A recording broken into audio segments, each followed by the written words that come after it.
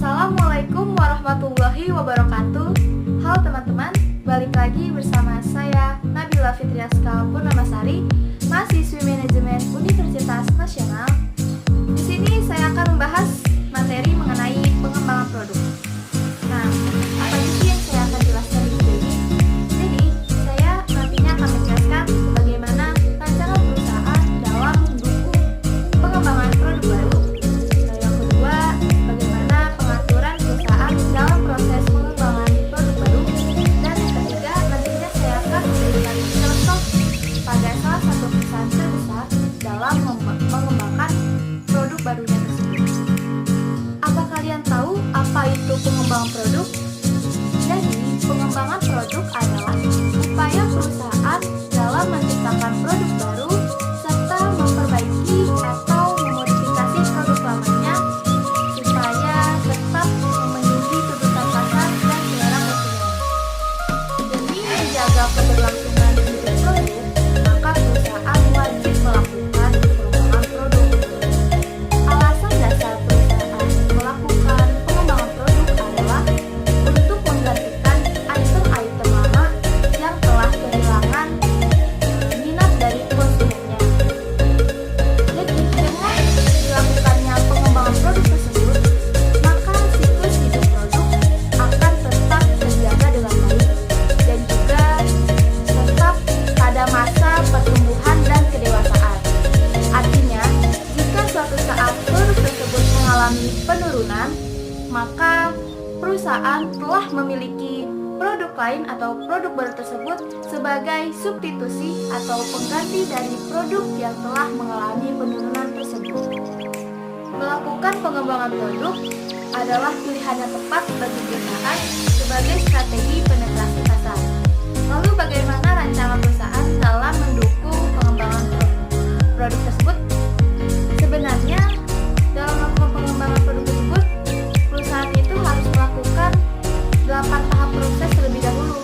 Yang pertama itu prosesnya adalah penciptaan ide produk. Lalu tahap yang kedua adalah penyaringan atau pemilihan ide. Tahap ketiga adalah pengembangan atau pengujian konsep. Tahap keempat adalah pengembangan strategi pemasaran. Tahap kelima yaitu melakukan analisis bisnis. Tahap keenam melakukan pengembangan produk. Tahap ketujuh melakukan uji pemasaran. Dan yang terakhir, tahap ke-8 yaitu melakukan komersialisasi. Pengembangan produk baru membutuhkan lebih dari 8 tahapan proses yang telah saya sebutkan tadi. Dalam hal ini, perusahaan juga harus mampu mengatur jalannya pengembangan produk baru. Nah, pengaturan tersebut harus dilakukan melalui 3 pendekatan. Pendekatan yang pertama adalah pendekatan pengembangan produk baru yang berpusat pada pelanggan. Lalu yang kedua, pendekatan pengembangan produk baru berdasarkan tim. Dan yang ketiga adalah pendekatan pengembangan produk baru sesuai dengan usaha yang sistematis. Ya, di sini saya akan memberikan salah satu contoh perusahaan terbesar dalam mengembangkan produk barunya tersebut. Perusahaan yang saya akan ambil adalah perusahaan di bidang elektronik yaitu Samsung. Nah, Samsung merupakan perusahaan elektronik terbesar di dunia. Perusahaan ini berasal dari Korea. Perusahaan ini bergerak di bidang elektronik yang menghasilkan produk berupa alat elektronik, laptop, kulkas, smartphone, dan lain-lain. Di sini saya akan memfokuskan produk Samsung tersebut adalah pada smartphone-nya.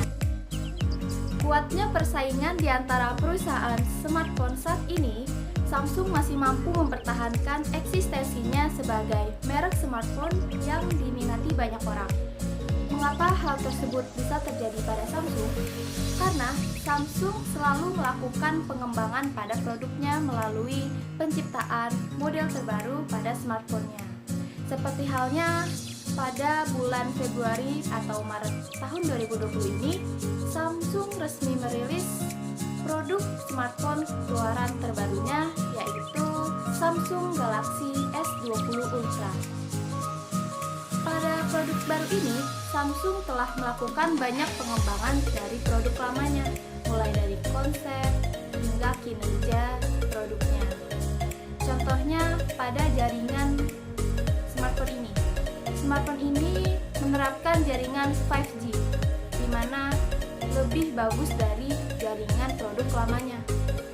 Yang kedua itu bodinya juga tidak kalah elegan dengan produk lamanya. Selain itu juga kameranya tidak kalah dengan kamera yang dimiliki oleh merek sebelah, yaitu memiliki triple kamera. Nah, di produk ini Samsung telah menerapkan 4 kamera, yaitu kamera belakang. Masih banyak hal lagi yang dikembangkan dari produk lamanya oleh Samsung. Sekian yang dapat saya jelaskan mengenai materi pengembangan produk serta contoh dari pengembangan produk tersebut pada video kali ini. Kurang lebihnya mohon maaf. Terima kasih yang sudah menonton. Wassalamualaikum warahmatullahi wabarakatuh.